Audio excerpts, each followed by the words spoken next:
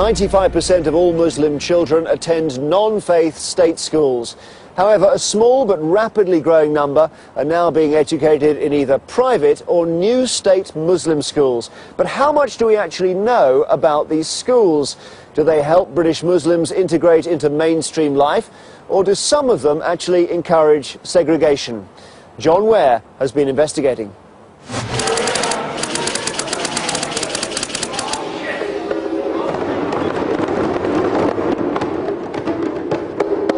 This is Al Furqan School in Birmingham, the first Muslim state primary in Britain. Al Furqan also has a private secondary school. In both schools, there's a genuine sense of respect for other faiths and cultures. We're here to provide young people with education which prepares them for society, tomorrow's society, in which they can contribute positively. There are around 30,000 schools in Britain. Roughly a third have a link to faith. Just 160 are, like Al Furqan, Muslim faith schools, double the number a decade ago. Do you detect a greater demand for Muslim faith schools from parents? Yes, I would say so, definitely. I have seen the demand grow over the years since I've been involved within the education system here. Research by Bristol University shows that of all faiths, Muslim children are the most segregated in Britain. Al Furqan, though, strives to connect to the mainstream. Within our own school, we have loads of different people from different backgrounds, and we go to places of worship, other places of worship. And in Birmingham, you have neighbours that are probably Asian, Christians, Jewish, different, so we will connect. We have an open door policy which will encourage other people to see how we work and hope they can replicate this model. Pretty well all schools say they promote integration, but not all faith schools are as willing as Al Furqan to open their doors.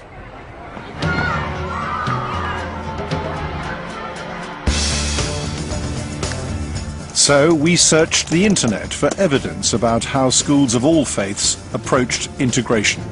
Some ultra-Orthodox Jewish schools seemed locked into their own world.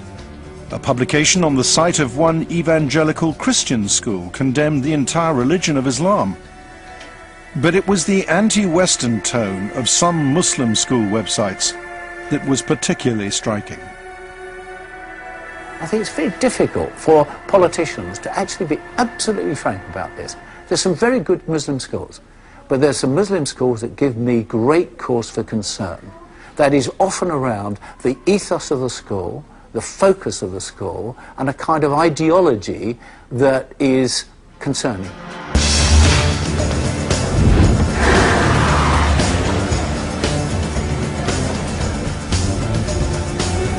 I've come to Leicester, one of the oldest Asian communities in Britain.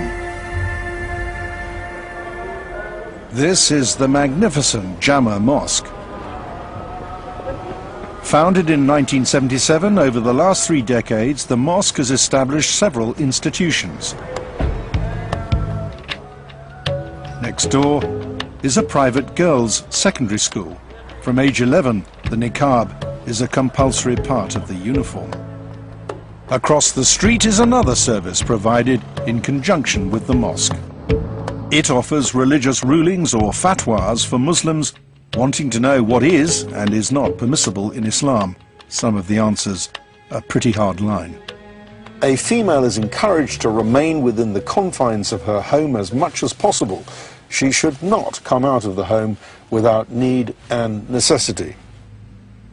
The Fatwa Service has decreed whether Muslim lawyers should help fellow Muslims seeking asylum in Britain from death by stoning. To assist and aid such people will be unacceptable, impermissible, and highly sinful. The Fatwa Service also warns Muslims to avoid what's held to be one of the West's major corrupting influences, music. It says music is a direct ploy of the non-Muslims intended to undermine Islam. It also makes multiple references to non-Muslims, what they call the kuffar. The term kuffar is a Quranic term for non-believers, but especially for the enemies of Islam, those who are actually persecuting and torturing the early believers. It's a derogatory term in the context that's used here. Well, it's used out of context now. And this is what I call fundamentalism, reading scripture out of context. When the school inspector at Ofsted visited the girls' school, their report made no mention of the offensive language on the online fatwa service, even though both appeared to be part of the same organisation, the mosque. Ofsted said, "The school teaches girls to appreciate diversity and learn to value others' ideas and traditions." But did the inspector even know about the fatwa site? There's no clue in the Ofsted inspection report, and Ofsted say they don't comment on individual reports.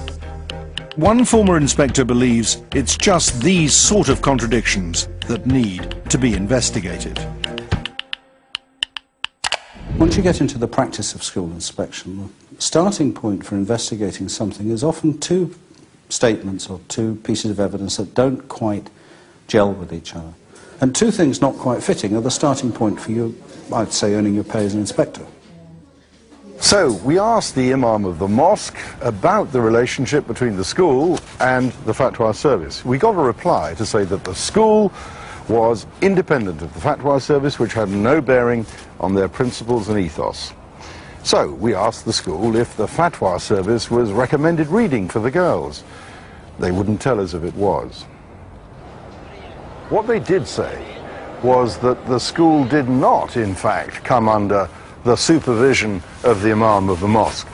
And when we checked the mosque website, the link that said they did had disappeared. Do you think the school inspection system is geared up to spotting separatist ideologies? Well, no, it's not geared up to do things like that, partly because people haven't been thinking quickly enough, but mostly because it was never set up to do that. Well, there are different types of Christians.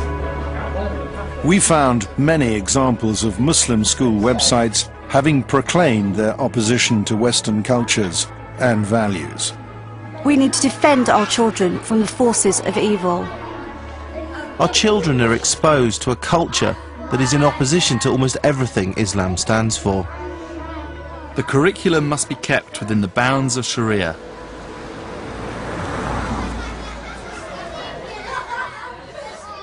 Even celebrating birthdays is condemned on websites some schools recommend. Boys and girls playing games together and blowing out candles is described as a major sin. Birthdays, it should be remembered, are the practices of disbelievers and immoral people. Some of the sternest warnings came from websites recommended by some Muslim seminaries, the schools training the next generation of British imams. The websites say it's forbidden to watch films or television. They also say that non-Muslims should be forced to walk on the side if they're met on a pathway. And that to preserve Muslim modesty, places like swimming pools are to be avoided. They are in these schools from the age of, say, 13 or 14 for 6 years. They don't interact with people who are not Muslim, they don't interact with the opposite sex, they don't learn all the ingredients of the Western world. So it's very easy again for them to read the medieval texts, you know, which were written at a time when Islam was under attack, and say, well, non-believers are our enemies and we have to fight them. So, what can happen when a medieval Islamic mindset fuses with modern-day divine ideology? They're on warmongering, they're on terrorism. What does terrorism mean? This is Sheikh Riyad al-Haq. Some conservative-minded Muslims revere him as one of Islam's leading lights, even though he has expressed contempt for non-Muslims. Officially given the name Crusade. Do not guide us to the path of those upon whom your anger and wrath descended, namely the Jews, and nor the path of those who went astray from the path, namely the Christians. He came out with some anti-Semitic and xenophobic comments, but they're actually not uncommon, unfortunately, in parts of the Muslim community. I myself went through a radical phase when I was younger, and I think the biggest reason for that is being excluded from the rest of society, not having an interaction with the other. Being on record as anti-Semitic and totally opposed to integration would rule out most people as a role model for school children. But it appears that Riyad ul-Haq has been promoted as one. This is the Tooting Islamic Center. It's a place that Riyad ul-Haq knows well. He's been a frequent visitor, speaking here on 5 occasions in recent years. Some of those responsible for the Islamic Center also belong to an education trust that helps run 2 local Muslim state primaries, as well as a private secondary school, which is inside the center. On one of ul-Haq's visits to the center in 2008, pupils from the Al-Risalah private secondary heard him speak at Friday prayers. The school newsletter praised him as an inspiring speaker, even though some of his speeches have been particularly divisive. Allah has warned us in the Quran, do not befriend the kuffar. Do not align yourselves with the kuffar. The verses are so many and so numerous, I can't recite every one of them. The schools say Mr. ul-Haq said nothing like this in front of the children, but his xenophobia had only recently been exposed by the Times. So, why had Al-Risalah invited a speaker so opposed to integration? They said they hadn't. So we sent them their newsletter, which clearly suggested they had. They then acknowledged, "We now understand Mr. ul-Haq attended the Tooting Islamic Center in autumn 2008. However, the school continued to insist this meant the children had not heard him speak in the school, but in the Islamic Center. But how separate is the school from the Islamic Center? Well, they both share the same building. And some trustees of the Islamic Center are also trustees of the school. It is a free country. We believe in free speech. I mean, you can't really do anything to stop schools inviting people like Riyad ul-Haq if they want to, can you? You're absolutely right. But it seems to me that anyone who's running a school has a responsibility and a duty to ensure that they don't allow that school to be linked with those who have extremist or anti-integrationist views. Al-Risalah schools say they are fully committed to community cohesion. The dangers of not being fully committed are profound. This was Oldham in the summer of 2001. Several northern towns were torn apart by riots as groups of young white and Asian communities fought each other and the police. The official inquiry confirmed the cause as segregation.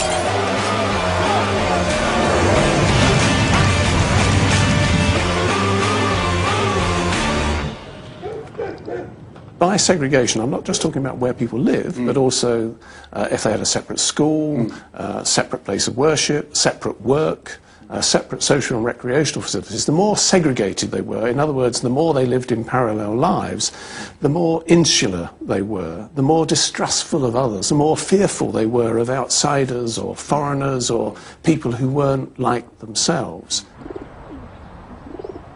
The inquiry also said schools could provide the key to connecting communities. Education at its best helped to break down some of the insularity of the different communities. Where the school was very insular and based around one community and knew nothing of other communities, then it just simply reinforced the divisions in the wider community. 5 years ago, Stanley Road Primary was 100% Asian. Today that's down to 89% and falling, a closer reflection of the catchment area's ethnic mix. The head knows all about the dangers of segregation. He was educated in apartheid-era South Africa.